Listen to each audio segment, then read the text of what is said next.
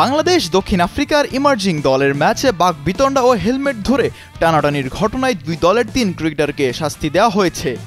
গত বুধবার দ্বিতীয় 4 দিনের ম্যাচের দ্বিতীয় দিনে বাংলাদেশি ক্রিকেটার রিপন মণ্ডলের হেলমেট টানার ঘটনা সাম্প্রতিক সময়ে আলোচিত ইস্যুগুলোর একটি, যেখানে শাস্তি থেকে রেহাই পাননি বাংলাদেশের এই পেসার, বাকি দুজন সফরকারী দক্ষিণ আফ্রিকার।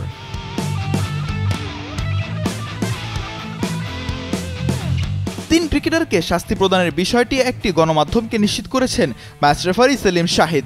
তিনি বলেন, রিপনের হেলমেট টানা ইনোসেন্ট এনতুলিকে 4টি সাসপেনশন পয়েন্ট দিয়েছি। তার আরেক সতীর্থ ক্রিকেটার মিকায়েল প্রিন্সকে দেওয়া হয়েছে 1 পয়েন্ট। এছাড়া বাজে শব্দ ব্যবহারের কারণে রিপন মণ্ডলকে 2টি পয়েন্ট দেওয়া হয়েছে।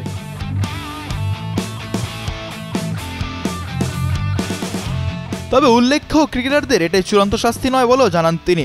নিষেধাজ্ঞা কিংবা আর্থিক জরিমানা সহ আরও শাস্তি আসতে পারে বাংলাদেশ ও দক্ষিণ আফ্রিকার নিজস্ব ক্রিকেট বোর্ডের পক্ষ থেকে। এ নিয়ে ম্যাচ রেফারি সেলিম শাহেদ জানান, আমরা সাসপেনশন পয়েন্ট দিয়েছি, এখন পয়েন্ট অনুযায়ী দুই বোর্ড যে সিদ্ধান্ত নেয় আর কি। তারা কয় ম্যাচ ফাইন করবে, তা ওয়ানডে, টেস্ট নাকি টি20তে মানা হবে সেটা তাদের ব্যাপার। দুই দেশের ক্রিকেট বোর্ডের কাছে আমরা প্রমাণও পাঠিয়েছি।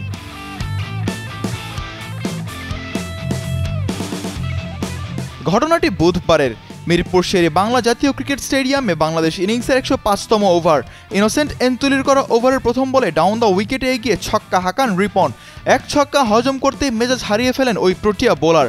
বাংলাদেশের দুই ব্যাটার মেহেদী আর রিপন যখন ক্রিজের মাঝে, তখন এনতুলি কিছু একটা বলতে বলতে এগিয়ে আসেন। কাছে এসে উত্তপ্ত বাক্য বিনিময়ের মধ্যেই আগ বাড়িয়ে রিপনকে ধাক্কা দেন তিনি। এরপর কারণ জানতে চাইলে এনতুলি আরও ক্ষিপ্ত হন।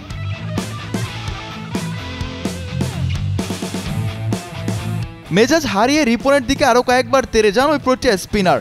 আম্পায়ারকে সামনে রেখেই করলেন তার হেলমেট নিয়ে টানা হ্যাচড়া, যা কয়েক দফায় হাত দিয়ে আটকানোর চেষ্টাও করেন রিপন। আম্পায়ারও তাকে থামাতে ব্যর্থ হন। তবে সেখানেই থেমে থাকেননি এনতুলি।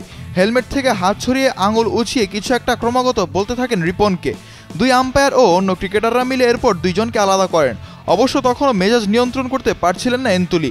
এক পর্যায়ে দক্ষিণ আফ্রিকার আরও 2 খেলোয়াড় এসে রিপনকে কিছু একটা বলতে থাকেন।